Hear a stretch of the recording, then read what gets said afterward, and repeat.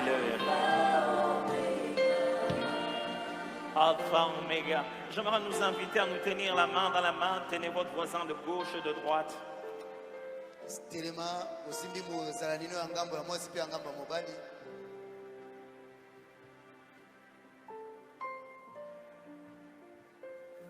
Ô toi que nous adorons, ô toi que nous glorifions.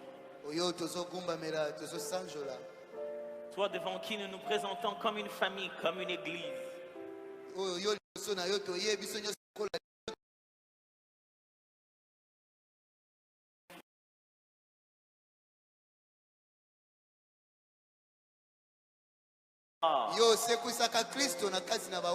Nous déclarons ce matin que tu ressuscites tout ce qui était mort au-dedans de nous au nom de Jésus de Nazareth.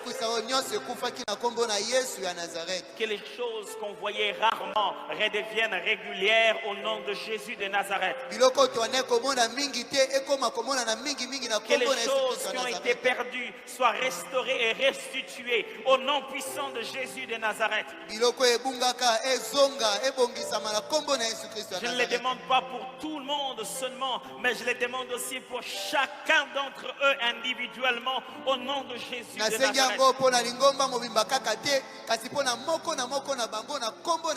Et fais qu'au sortir de ce culte, Dieu de gloire, que nous puissions être enflammés à nouveau d'un besoin de t'adorer comme jamais auparavant.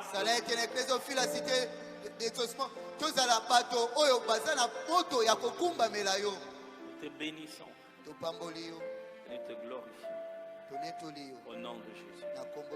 Amen. Fais-moi une faveur, embrasse.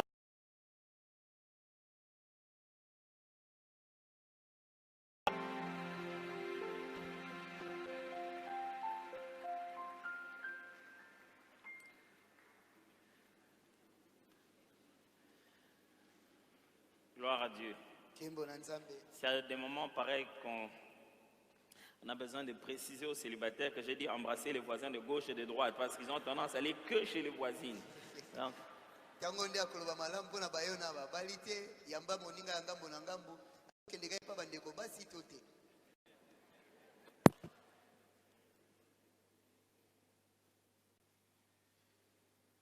juste rappeler que le dimanche prochain, ce sera notre dimanche de culte de famille. L'année passée, le culte de famille est tombé le 25 décembre. On n'a pas pu avoir multiplication de chikwang, on a eu seulement multiplication de sucré. On n'a pas pu avoir multiplication de chikwang, on a eu seulement multiplication de sucré. Cette année, c'est ce dimanche. Non, l'aspect chikwang ne se manifestera pas. Mais on invite grandement les membres des familles. Et les ados ainsi que les enfants viendront à ce culte-ci ensemble. Alors vous savez bien qu'à cause de ce culte-là, nous nous donnons toujours un code vestimentaire. C'est simplement qu'on dit à chacun d'être le plus relax que possible à cause des enfants qui sont très difficiles à gérer quand on est tiré à 4 épingles. Imaginez-vous comme je suis habillé aujourd'hui et puis j'ai Roland avec moi quelque part ici. Ça va être catastrophique.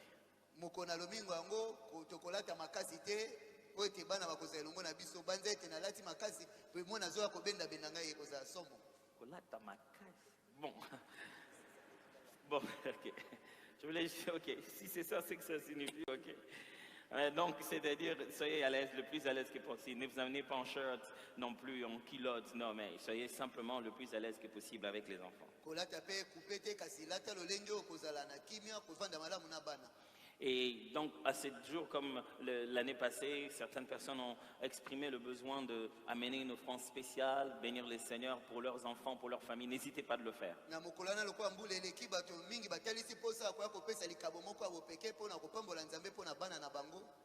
N'hésitez pas de le faire. Et le pasteur Blonsky reviendra sur ça. Hier, le samedi, ici à Dollar Ministries, il a été publié le premier magazine de Dollar Ministries, justement, qui s'appelle Pain de vie, c'est ça?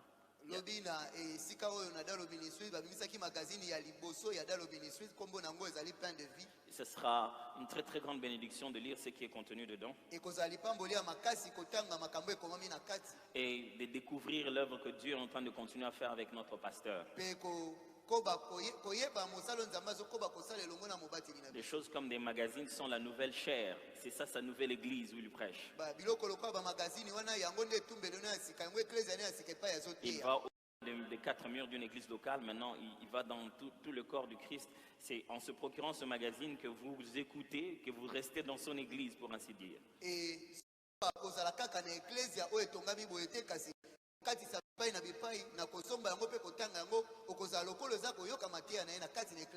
Le pasteur Blonsky parlera de ça pendant les annonces. Mon texte de base est dans 1 Pierre chapitre 1 versets 13 à 21. 1 Pierre chapitre 1 versets 13 à 21. 1 Pierre 1, 13 à 21.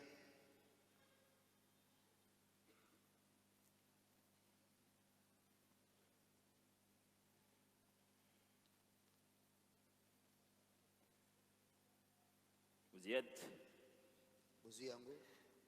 Je vais lire. C'est pourquoi saignez les reins de votre entendement, soyez sobres et ayez une entière espérance dans la grâce qui vous sera apportée lorsque Jésus apparaîtra.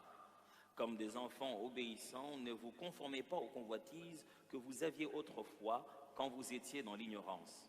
Mais, puisque celui qui vous a appelé est saint, vous aussi soyez saints.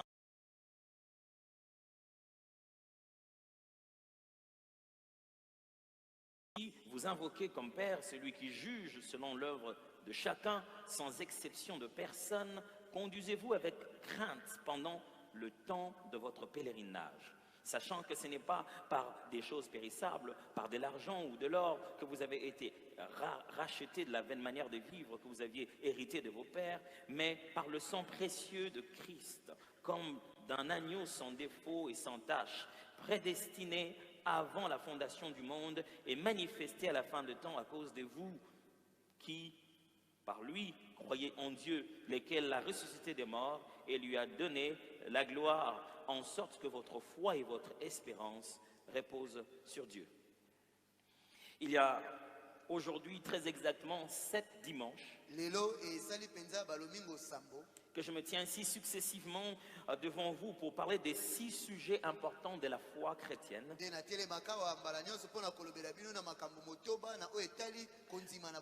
que l'auteur du livre aux Hébreux présente comme des fondements.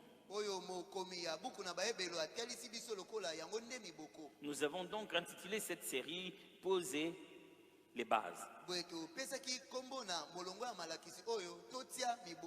En effet, dans Hébreux chapitre 6, versets 1 à 3, il est dit: c'est pourquoi, laissant les éléments de la parole de Christ, tendons à ce qui est parfait.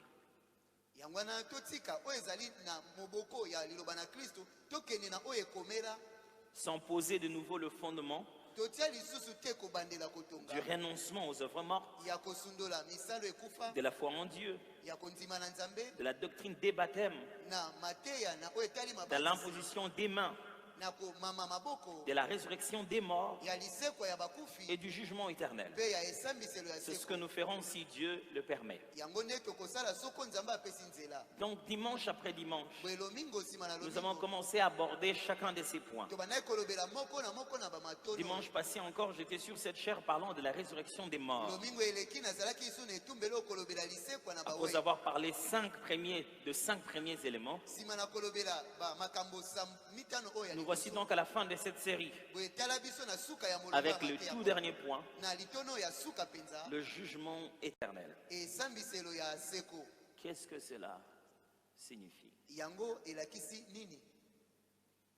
Qui est-il concerné par ce jugement? Qui est le juge? Qui est le juge? Et qui est-ce qui est jugé? D'entrée de jeu, je tiens à nous dire que le jugement éternel ne signifie pas ce qui se passera après la mort.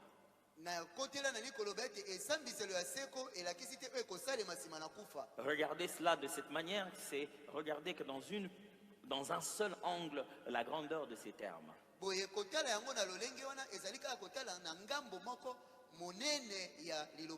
Ce n'est pas non plus une plaidoirie que nous allons défendre un jour, que nous pouvons nous décider aujourd'hui de défendre cela un jour. Une plaidoirie dont chacun de nous a la capacité de préparer et de se défendre un jour.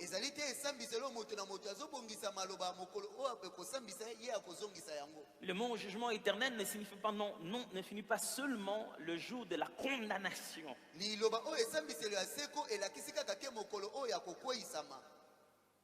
Le jugement éternel, bien sûr, fait allusion à la sentence que Dieu prononcera sur tout l'univers. Et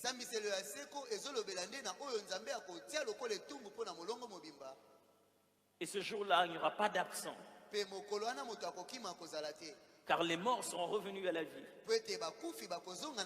pour recevoir la récompense. Pas seulement pour condamner, mais aussi pour couronner de gloire les fidèles et amener au tourment éternel les rebelles à sa volonté. C'est maintenant que nous devons constituer notre dossier pour le jugement éternel. C'est maintenant que nous devons choisir notre avocat pour le jugement éternel. C'est maintenant que nous devons déjà nous défendre. Choisir la défense qui prédéterminera notre position éternelle. L'enseignement qui concerne le jugement éternel se situe dans une série des événements du temps de la fin, parlant des dernières choses, commençant par celles qui nous des signes avant-coureurs qui nous disent que le monde est sur le point de disparaître, et d'autres qui nous désignent clairement que Jésus est sur le point de revenir. Et voyons dans la Bible la description de comment l'univers va finir et quelle est la suite du plan, qu'est-ce qui va venir après, jusqu'à comment nous allons vivre avec Jésus après qu'il se soit débarrassé de ce monde. Et quelle est donc notre destinée après tout ça? La Bible est le seul livre qui explique les origines, mais aussi la fin des choses. Et les théologiens aiment utiliser le terme eschatologie.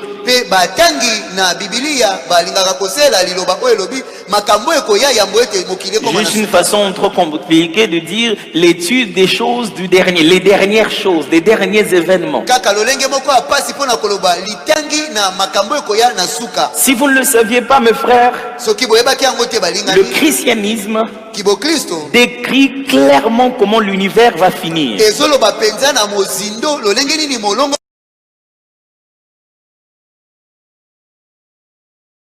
Parole qu'on vous a donné particulièrement.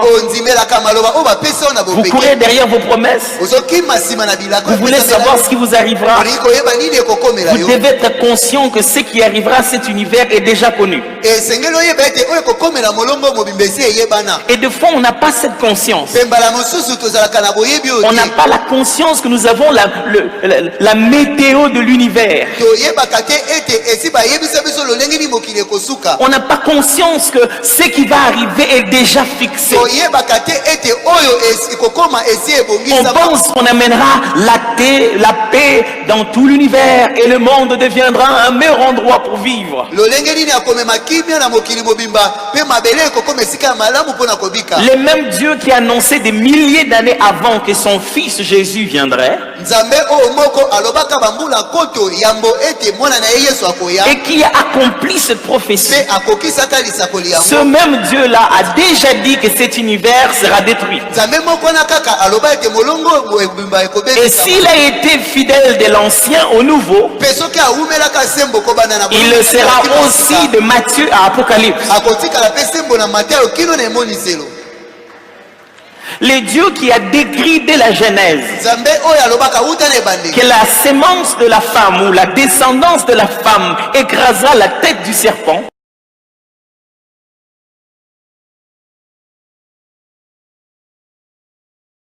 dans les airs, et sur sa cuisse il y aura un nouveau nom, et qu'il viendra avec son armée, et que cet univers va complètement être détruit. Il y aura un nouveau ciel, une nouvelle terre, les morts en Christ ressusciteront, et chacun sera jugé sur base de ses actes.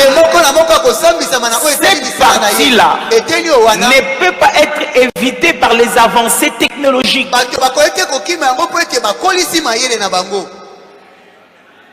Nous avons tendance à croire que le passé s'est réalisé parce que nous n'étions pas là. Et puisque nous sommes là, nous allons faire de notre mieux pour que l'avenir soit différent. L'avenir ne sera pas différent. La destination est connue d'avance. Vous ne pouvez plus corriger la trajectoire de l'univers. Le monde est en chute vers la destruction totale. Tout ce que nous faisons, c'est gagner un peu de temps. Gloire soit rendue à Dieu à cause de son esprit qui est encore sur cette terre, répandu sur toute chair, afin de récupérer le maximum pour qu'ils s'en aillent pas vers l'enfer. Mais la mission de l'esprit n'est pas de détourner les événements des derniers jours. Tout ce que le Saint-Esprit peut faire avec gloire ne changera pas le fait que l'univers doit être détruit. Tous les séminaires que nous ferons, tous l'évangélisation, les grandes actions, les miracles, les âmes converties ne feront pas changer à Dieu d'avis de ne plus détruire cette terre.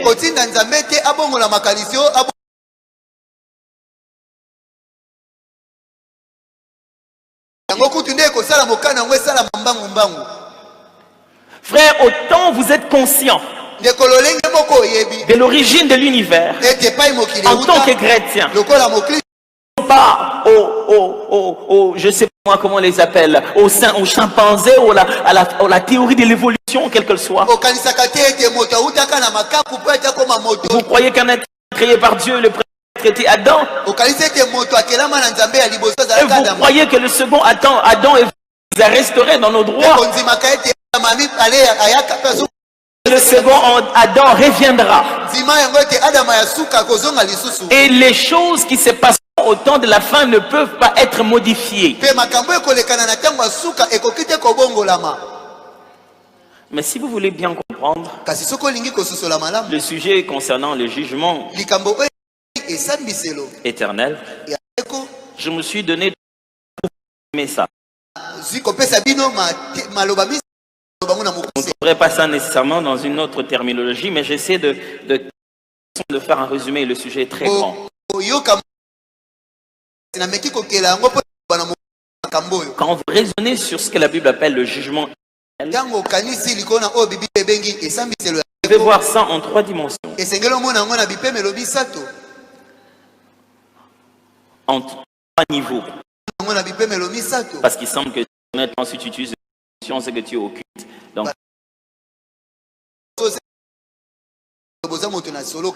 à 3 niveaux, 3 aspects, 3 manières, 3 façons.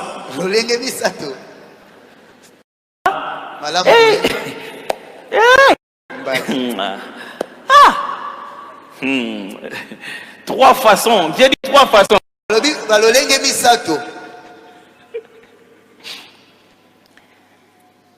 Considérez ce qu'on appelle un jugement personnel. Puis un jugement collectif.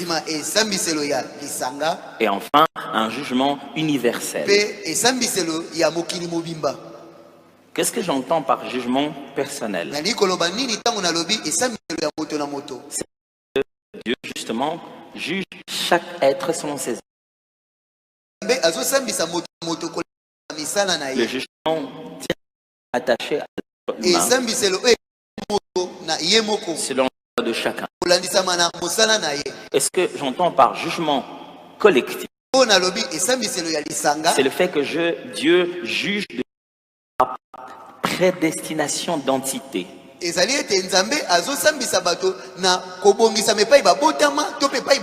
C'est-à-dire prédestination de groupement. Par le groupement, je n'entends pas le groupement physique.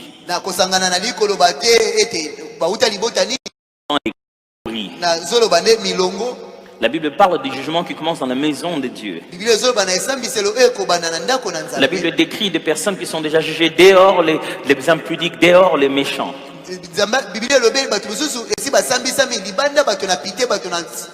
C'est-à-dire qu'il y a un critérium que Dieu a placé pour juger les siens. C'est une catégorie pour juger ceux qui sont en dehors de la parole. C'est une catégorie. Ceux qui connaissent Christ et ceux qui ne le connaissent pas. Et puis après, il y a ce qu'on appelle le jugement universel, où Dieu prononce sa sentence, non seulement sur l'homme, mais sur les conséquences de l'homme dans l'univers. C'est sa décision finale sur tout ce qui vit. Pas seulement sur un individu et ses actes, mais sur toute l'humanité. Et sur tout l'univers. Sa sentence sur ce qui vit sur la terre. Animal, être humain. On voit Dieu exprimer des sentences pareilles, par exemple dans de Genèse, avec l'histoire du déluge.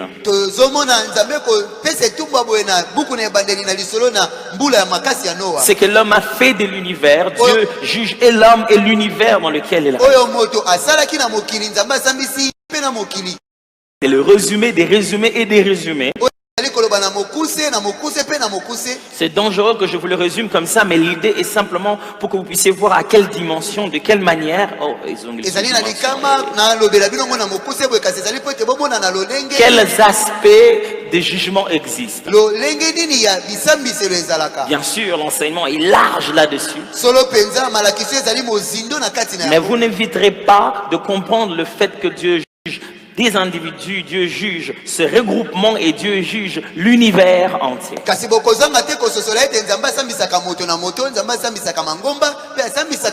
Un critère pour chaque individu, un critère pour chaque regroupement, un critère pour l'univers.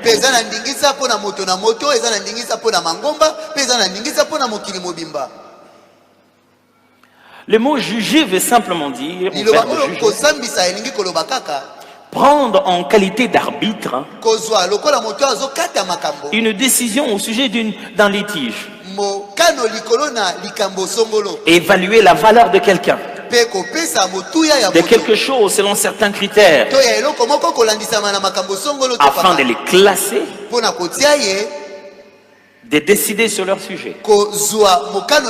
On a le rôle d'arbitrer, de dire qui a gagné, qui n'a pas gagné, ce qui est bon et ce qui est mauvais. On se base sur un critère. On dit compte tenu de ça, sur vous deux, c'est celui-ci qui a bien et celui-ci qui a mauvais. Et si vous faites ça, vous avez jugé. Les critères sont connus, les éléments sont connus. Et en fin de compte, vous vous décidez, vous vous prononcez sur les personnes qui sont devant vous et les choses qui sont devant vous. Vous considérez qu'une des choses a rempli les critères que l'autre ne l'a pas rempli. Vous prenez une décision là-dessus. Vous avez jugé. Mais les textes que je commençais à vous lire ce matin est écrit par l'apôtre Pierre. Céphas, Képhas, qui, vous le savez, s'appelait Simon, fils de Jonas. Jésus avait cette habitude de changer des noms. Les apôtres ont gardé aussi cette habitude de changer des fois des noms.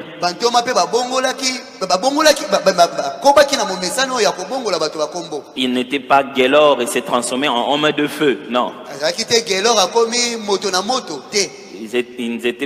Ils n'étaient pas Freddy et devient char de combat, non. Ils étaient Simon, l'instable, celui qui écoute, et devenir Pierre, solide. Pierre, c'est comme ça que Jésus l'appelait.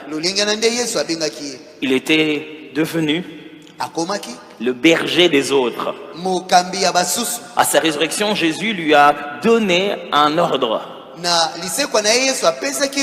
Jésus a dit, quand il est ressuscité, à Pierre, il lui a dit: paie mes brebis. Il est devenu le premier berger des apôtres. Pierre, le premier prédicateur de l'église. On raconte que celui qui a témoigné ou qui a raconté l'histoire à Marc, qui écrit l'évangile de Marc.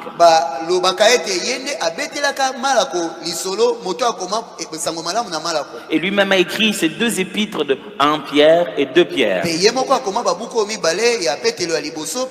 Il commence ce premier épître de Paul en disant à ceux qui sont à Pont en Galatie. Il écrit à des gens qui sont loin de là où il est. Il introduit ce premier chapitre du reste en décrivant d'abord le bonheur de la grâce qu'ils ont reçue.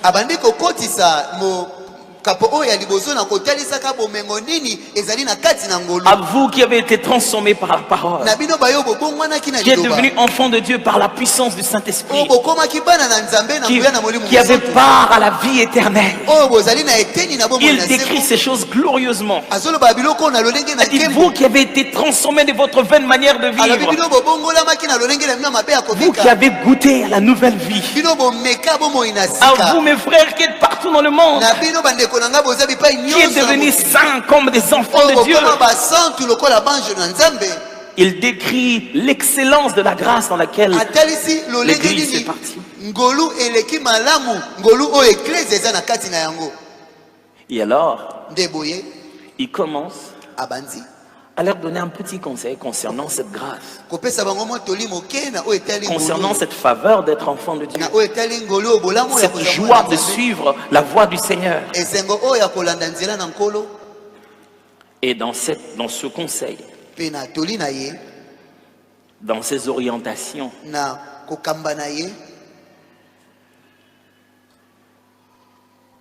il revient sur ce qui nous concerne.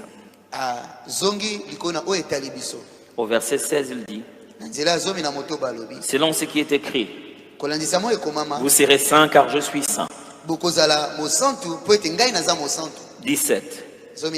Et si vous invoquez comme Père celui qui juge selon l'œuvre de chacun, sans exception de personne, conduisez-vous avec crainte pendant le temps de votre pèlerinage. C'est juste ce passage que j'aimerais commenter. Et si vous invoquez comme Père celui qui juge selon l'œuvre de chacun, vous savez, quand vous avez été entraîné par Jésus sur comment prier, vous essayez de rester le maximum que possible dans les termes que lui-même a utilisés. Et si vous dites tout le temps notre Père à ce Dieu qui jugera, si chaque fois avant de prier vous appelez Dieu Père, c'est Dieu-là que vous appelez Père à tout moment. J'aimerais rapidement partager donc ces 4 vérités. Que dis-je? 5 vérités basées sur ces textes et concernant le jugement éternel. Frères et sœurs, un jour, nous serons jugés. Nous sommes dans un univers, nous sommes dans un monde, devrais-je dire, où les gens refusent de plus en plus de croire qu'il y aura un jugement.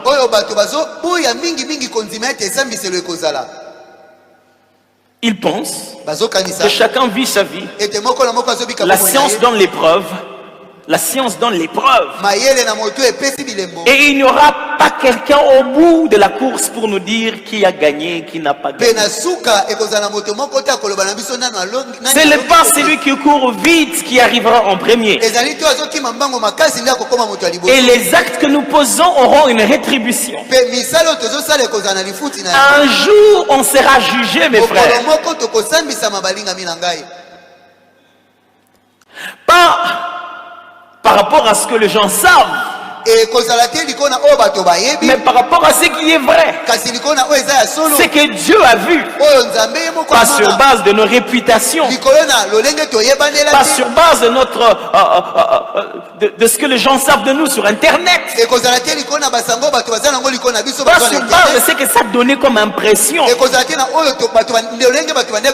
sur base de fait qu'on s'est affiché avec les mauvaises personnes.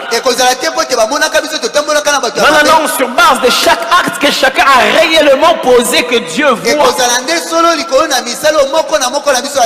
Pas sur base de l'opinion de la belle famille.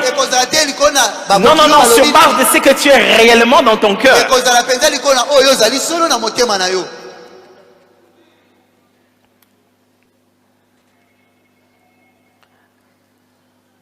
Première vérité. Notre Père est juge. Vous vous souvenez, en entrant, j'ai demandé qui est le juge. S'il y aura jugement, qui est le juge? Pierre vient de nous dire, celui que nous appelons Père, c'est lui le juge. La première fois même que le mot juge apparaît dans la Bible,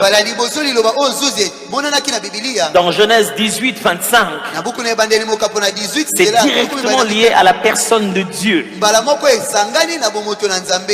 Le juge en général,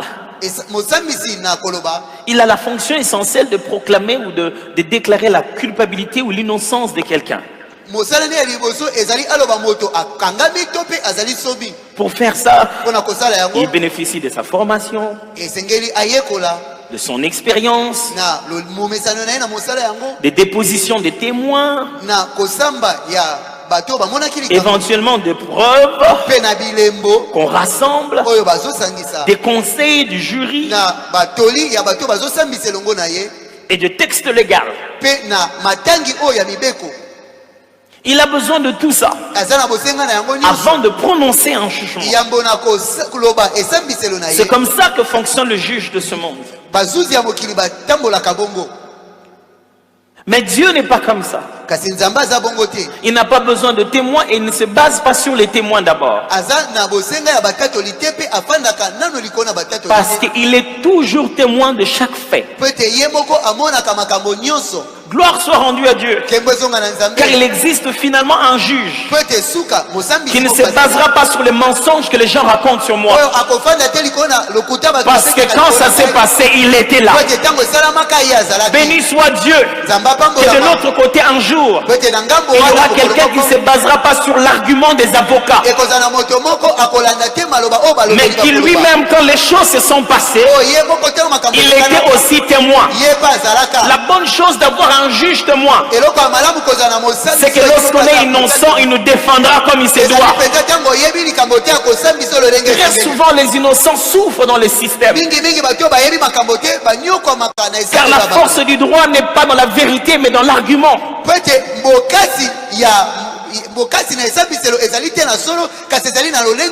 Les gens peuvent manipuler les textes légaux comme ils pensent. Chacun se bat à savoir quelle était la pensée du législateur.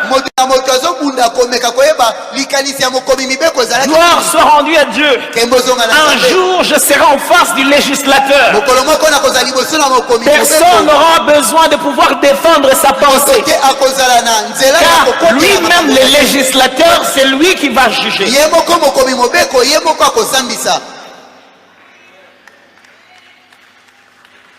Frère, Pierre nous montre ici.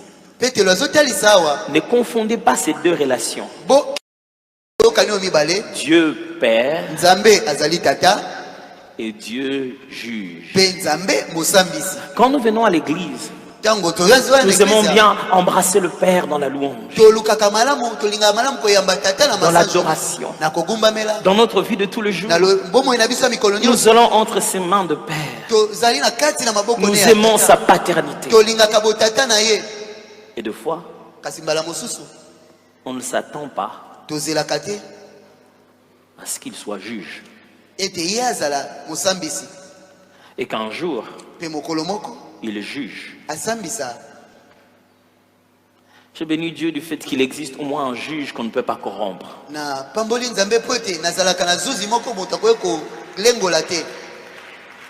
Dieu se comporte en Père dans toutes les situations de nos vies.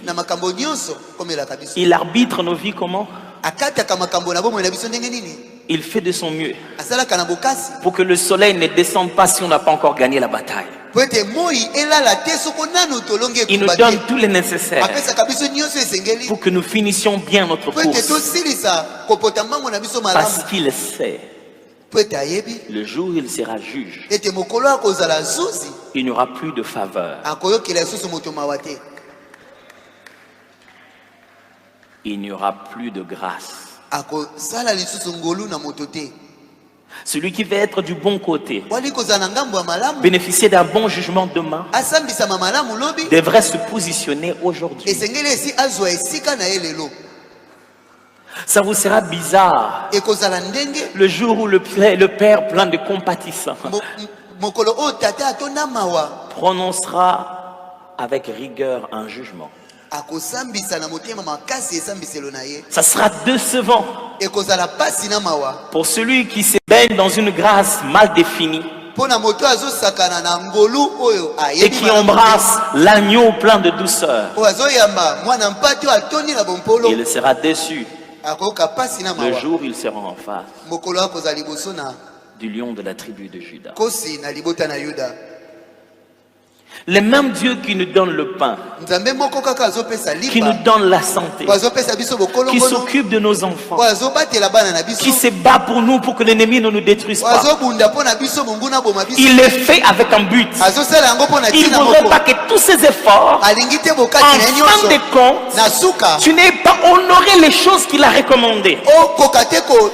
Dieu n'usera pas des sentiments. Le jour où il doit juger, il jugera sur base de ce qu'il a écrit. Comme tout juge doit se rassurer que la loi est connue. C'est pourquoi il y a cette présomption que nul n'est censé ignorer la loi, pour permettre au juge de prononcer avec équité. De la même manière, la loi de Dieu est exposée. Soyez saints tel que je suis saint.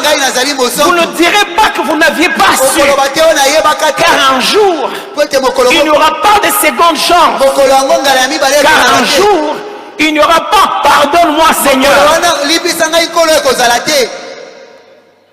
Vous savez, quand quelqu'un qui nous aime pas ne nous pardonne pas, ce n'est pas surprenant, mais c'est dur. Quand quelqu'un qui nous aime et qui a toujours souri, ce jour-là a un autre visage, ça fait peur. Frère, vous savez cette joie qu'on avait quand on adorait? Allez, vous avez senti cette atmosphère de louange? Vous ne le sentirez pas le jour du jugement. Vous craindrez parce qu'il y aura cette atmosphère de la colère de Dieu. Dieu ne se fâchera pas au dernier jour. Il s'est fâché il y a longtemps. Mais il a juste pris un jour pour résoudre toute sa colère. Vous imaginez une colère éternelle qui doit être déversée en un jour? Frère, si vous voulez jouir du fait que le Père est aussi juge, c'est maintenant avant la mort. Amen. Détrompez-vous. Ne pensez pas que la grâce signifie vivre avec vivre dans le licenciement en se disant le jour où je le verrai, je m'excuserai. Il y a une salle où il n'y a pas d'excuses. Quand on y entre, malgré les regrets qu'on a, le jugement est déjà connu d'avance. Il est connu où vous irez. Si vous ne tenez pas compte de ce que vous vivez aujourd'hui, frère, Dieu n'est pas notre Père pour qu'on blague avec lui. Il est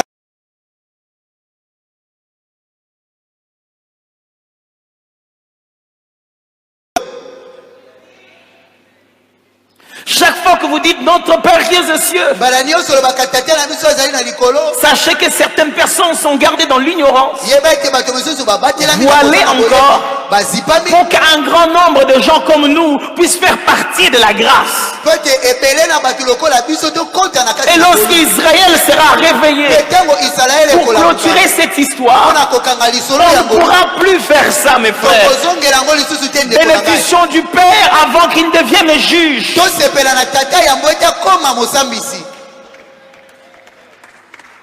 Bénéficions de lui maintenant. Mais il y a aussi ce merveilleux texte qui dit ne jugez point pour ne point être jugé.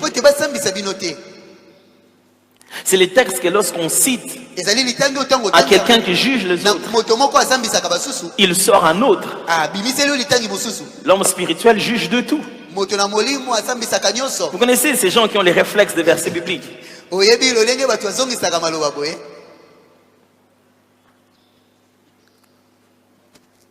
Ils ont des versets bibliques pour tout. On attrape un jour un étudiant de théologie en train de tricher.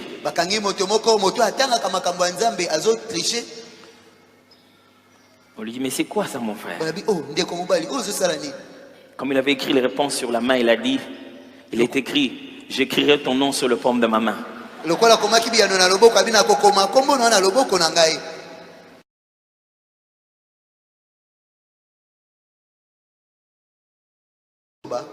Ne pointez pas du doigt les autres. Ne prononcez pas la décision finale sur leur vie. N'utilisez pas des critères comme s'ils ne s'appliquaient pas à vous. N'ayez pas les derniers mots qui décident si celui-ci a gagné ou si celui-là a perdu. Ne faites pas ça. Parce que vous-même, on utilisera les mêmes critères pour vous juger. Mais l'homme est tellement critique que quand il se retrouve en train de juger, et on lui dit ne jugez point, il trouve un verset pour sortir. Il suffit que ce soit le verbe juger. Or, quand on dit l'homme spirituel juge de tout, le verbe juger là-bas n'a plus le même sens. Il n'a pas le sens de décider qui est bon et qui est mauvais, ni prononcer la sentence sur les autres, ni se baser sur un critère pour dire qui est bon et qui est mauvais, mais plutôt discerner la nature de l'esprit. Être suffisamment mature pour savoir si c'est Dieu qui est là ou pas. L'homme spirituel a les capacités de reconnaître si c'est Dieu qui opère ou non. Une des choses qui distrait les gens par rapport au jugement éternel, c'est le jugement temporel, ceux des hommes. Les gens pensent qu'à force de juger les autres, ils deviennent meilleurs. Du reste, nous jugeons très souvent les autres sur base de nous-mêmes. Non, pas vous. C'est dans la Bible. C'est les pharisiens qui disaient: Père éternel, je suis pharisien, je jeûne 2 fois la semaine, je donne ma dîme. Pourquoi il dit tout ça? Parce que la finalité c'est celle-ci: et je ne suis pas comme ce collecteur d'impôts.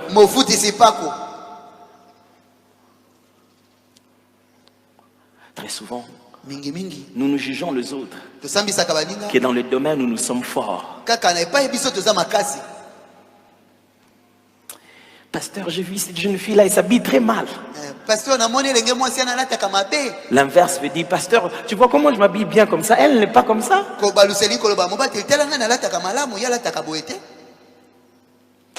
Pasteur, ce garçon-là, il est très impoli. Je dis: pasteur, tu vois comment je suis poli comme ça, il n'est pas comme ça.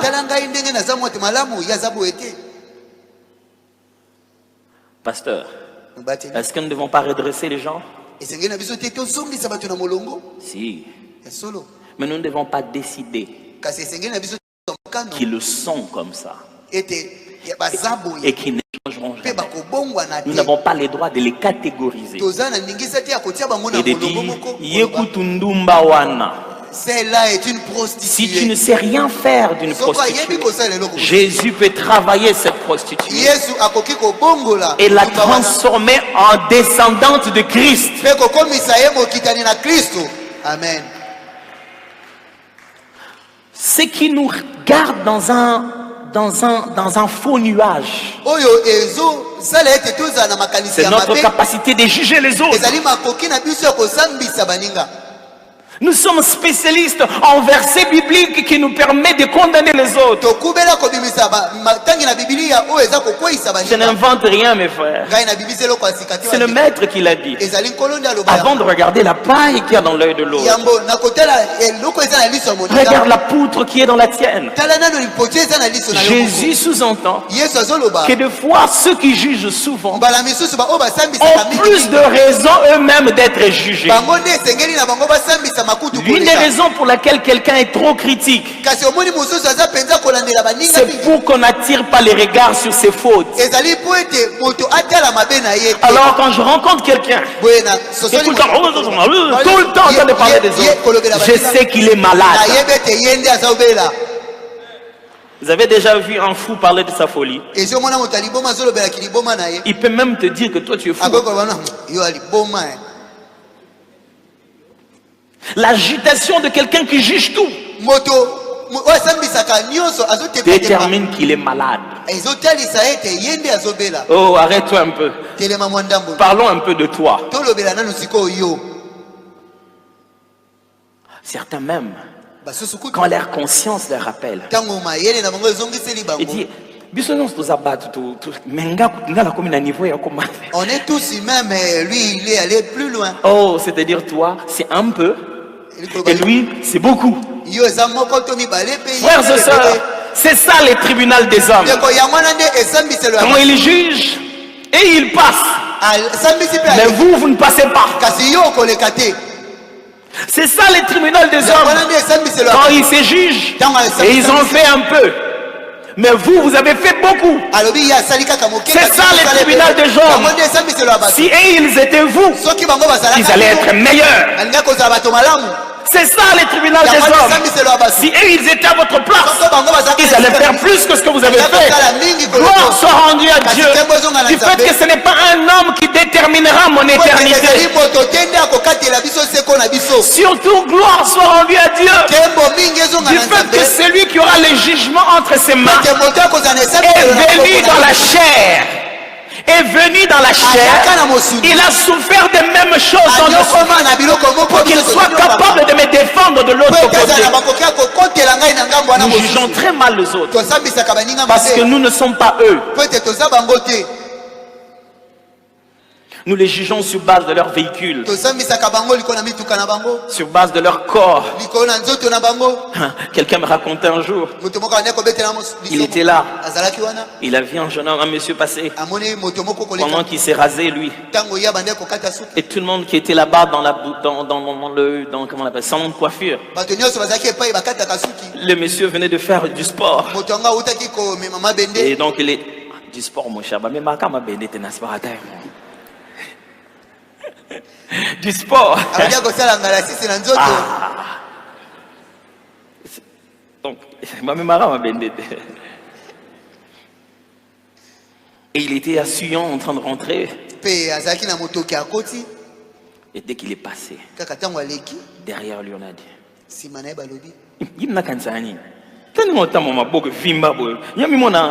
pourquoi tu peux passer toute ta journée à imaginer comment son nom mimona.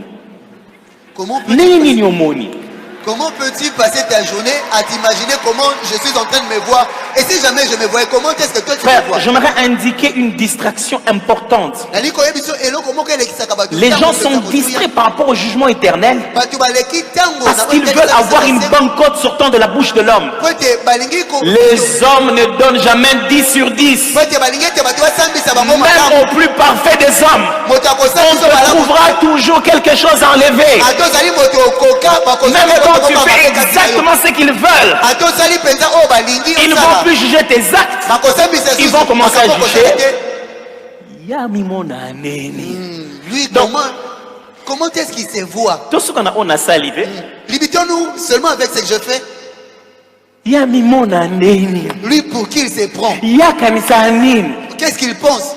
Et non seulement ça, eux-mêmes ils répondent. Au lieu de te poser à toi-même la question, et ils imaginent la question et ils y répondent. Regardez comment il marche. Il pense vraiment que cette église lui appartient.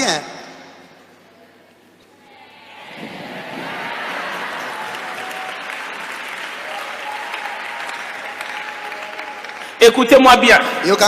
Ceux qui passeront dans le jugement de Dieu ne passent pas tous dans le jugement des hommes. Alors si tu n'as pas réussi dans le jugement des hommes, concentre-toi plutôt à réussir dans le jugement de Dieu. J'ai une bonne nouvelle pour toi.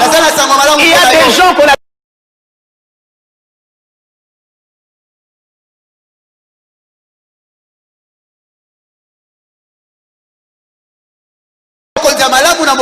qui ne sait pas que tous les patrons vont inviter à Mabé.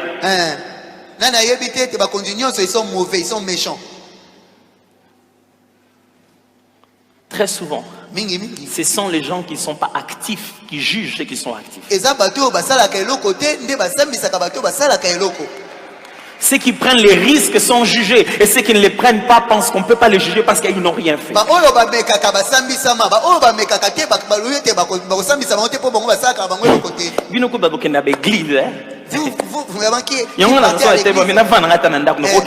préférais rester à la maison vraiment. Frère, ne poursuivez pas le jugement des hommes. Vous risquez d'être côté l'homme meilleur. L'homme qui est côté 100% chez les hommes a fait des compromis.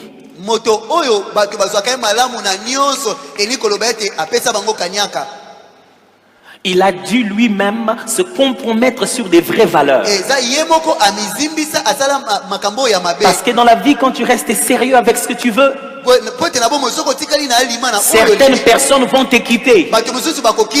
D'autres vont commencer à croire que tu es bizarre. Reste là, mes frères. Le jugement temporel, ce n'est pas ce qui compte. Qu'on te mette dans une liste noire, t'en fais pas. Je préfère que mon nom soit inscrit dans le livre de vie que d'être inscrit dans vos livres de colportage. Appelez-moi par le nom que vous voulez. Mais moi, j'attends qu'on m'appelle bon et fidèle serviteur. C'est ça la raison de ma course.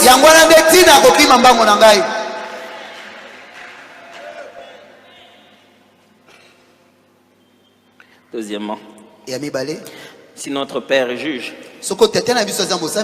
Nous serons jugés au sujet de nos œuvres.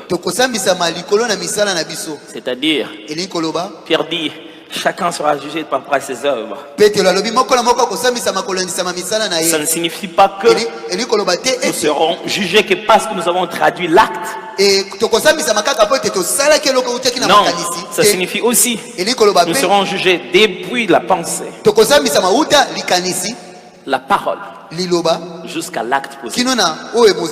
L'idée des œuvres là ne veut pas dire seulement des actions, mais la source de l'action comme Jésus l'a enseigné.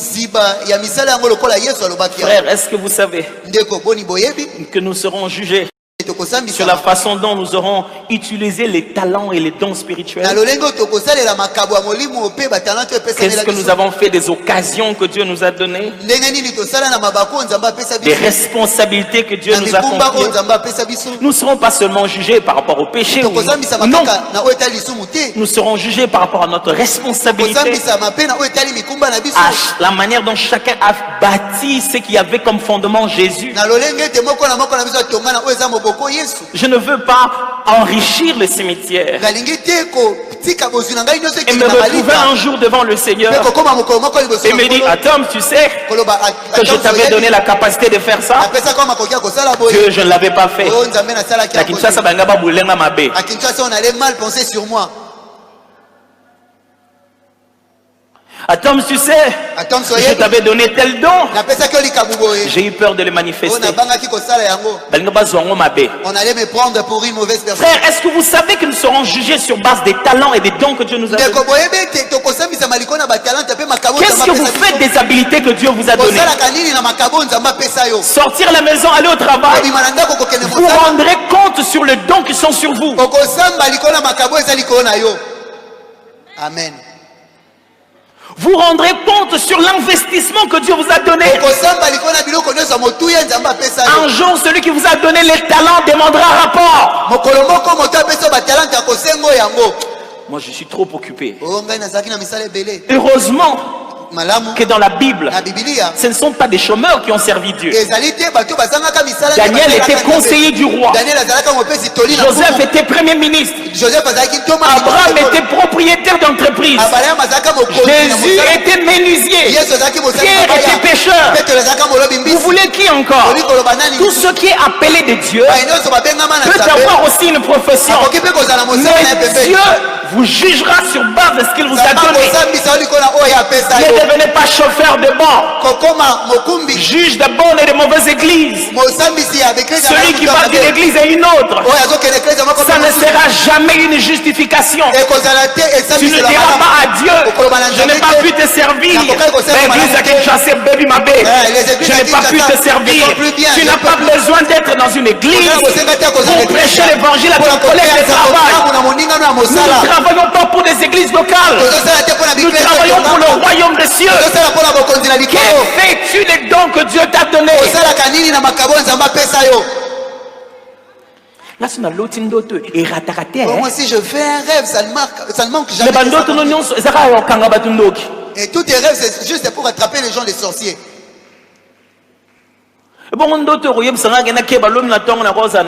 Et le rêve qui viendra me prévenir que je fasse attention parce que demain. Pensez que Dieu ne peut pas te le donner. C'est seulement parce que tu ne considères pas ça comme une grâce, comme un talent. Ne vivez pas votre vie en train d'être servi. Le christianisme, se servir les autres. Amen. Si du matin au soir, du lundi au dimanche, vous n'avez aucune opportunité de servir les autres, alors vous n'avez rien à faire sur la terre. Vous n'êtes pas utile pour Dieu.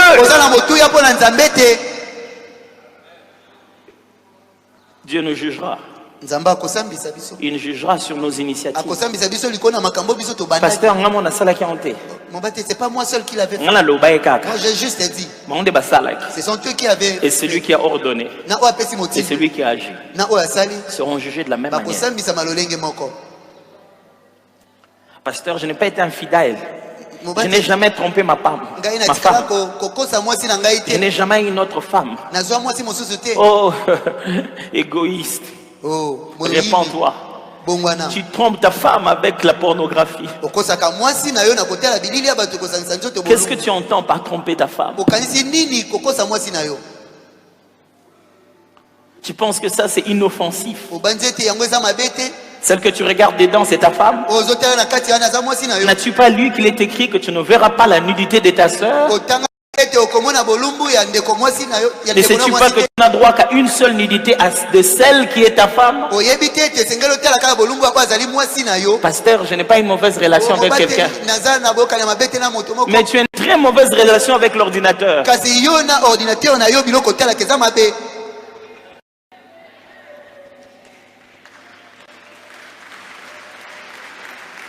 Dieu nous juge sur base de ça. Je ne pourrais pas finir. Dieu nous jugera sans distinction de personne.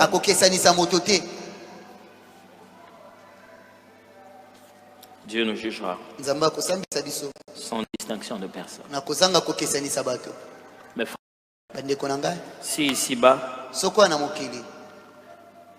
nous avons des postes différents,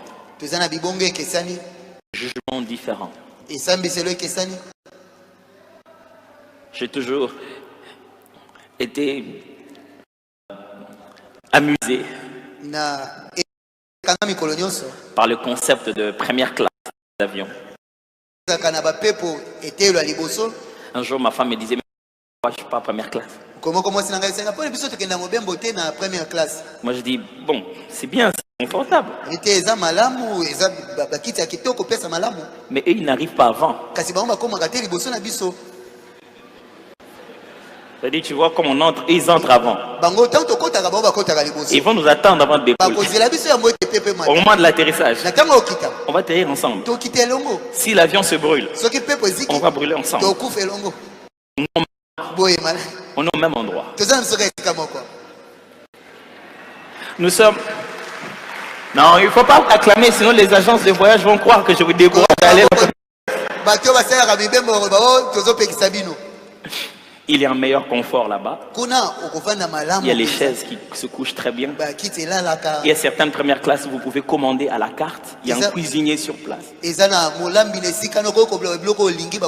C'est bien d'être à la première classe.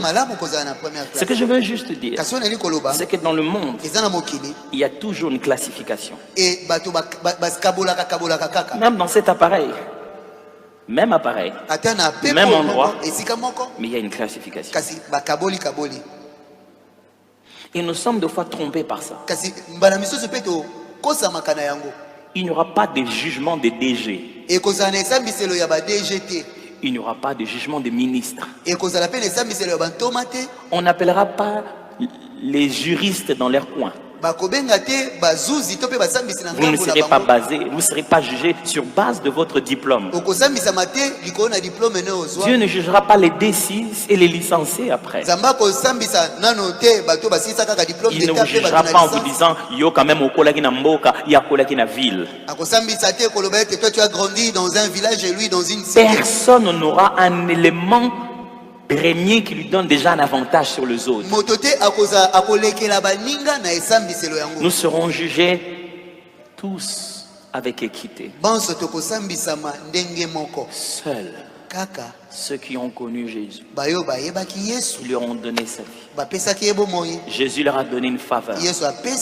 Il dit que celui qui croit en lui, il vivra et ne reviendra pas au jugement. Quand il vient, c'est pour aller recevoir sa couronne.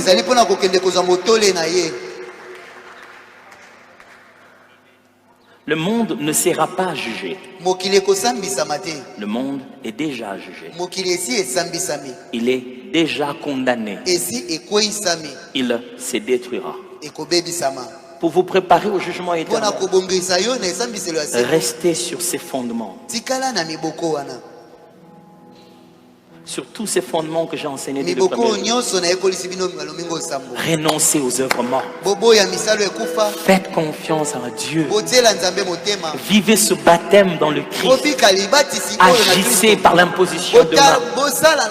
Sachez qu'un jour nous ressusciterons. Et vous aurez garanti le côté où vous serez le jour de votre jugement. Baissons nos têtes dans la prière.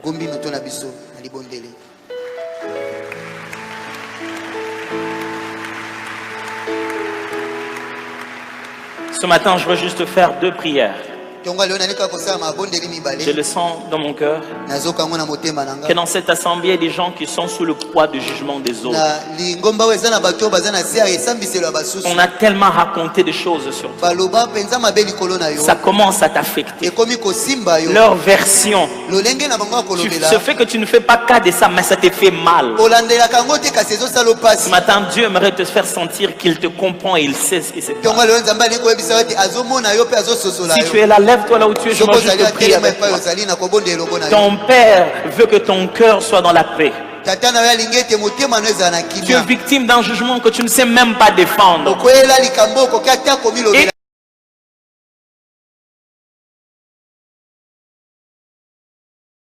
Je vais dire à Dieu, Seigneur, je crois que c'est toi qui as raison dans ma vie. Je ne me battrai pas pour avoir raison selon eux.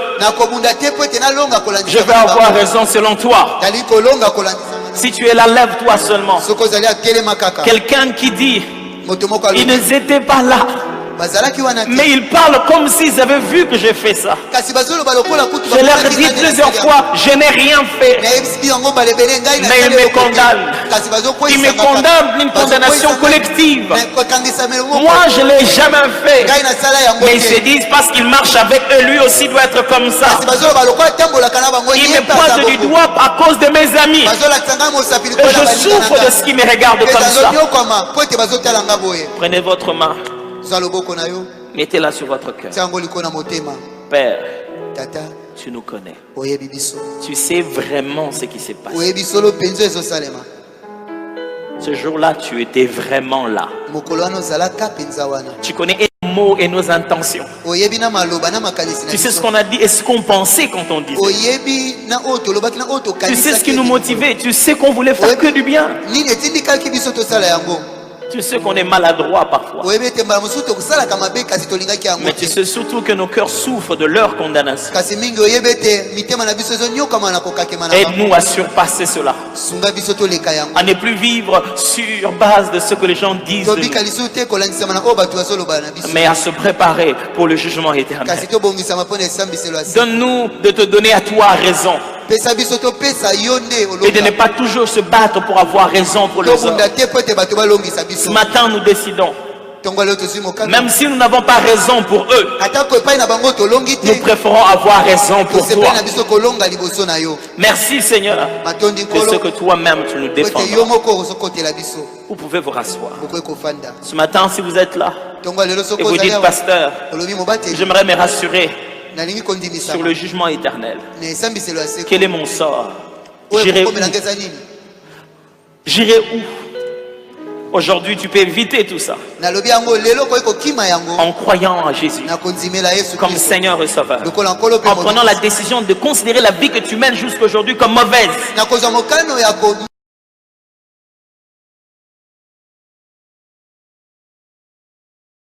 Et à commencer à se conformer à la sainteté en Christ. La Bible appelle ça naître de nouveau. Être rempli du Saint-Esprit. Nous appelons ça d'habitude recevoir Jésus dans la vie. Et ce matin, vous voulez dire, je veux recevoir Jésus. Je veux devenir enfant de Dieu. Je vais éviter les jugements éternels. Je vais rentrer dans le camp de ceux qui le plaisent. Si vous êtes là, levez-vous seulement. Nous allons faire avec toi cette prière qui marque le visa de l'éternité. Gloire à Dieu. Levez-vous là où vous êtes. Levez-vous là où vous êtes. Nous, on a l'habitude d'acclamer votre décision. Nous avons l'habitude d'acclamer votre décision.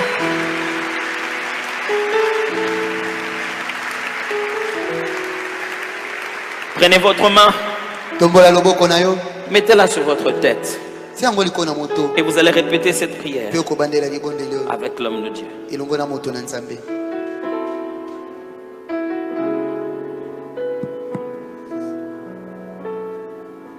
Toi qui t'es mis debout, prie cette prière avec moi. Et l'assemblée peut les accompagner.